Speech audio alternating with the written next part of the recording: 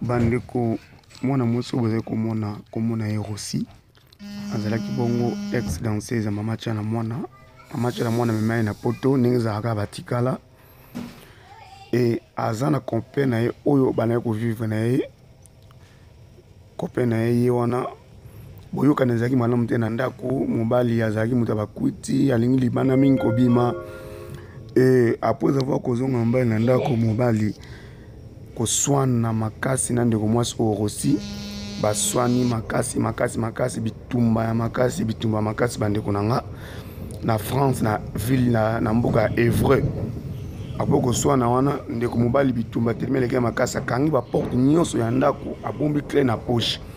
et mwasi azali koluka moya kokima mwa azalaki te aye kotala kona fenêtre bango mibale na se ya bitumba na bakoyi na se pe mwasi akufi sur place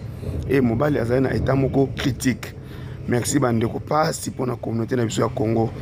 Merci.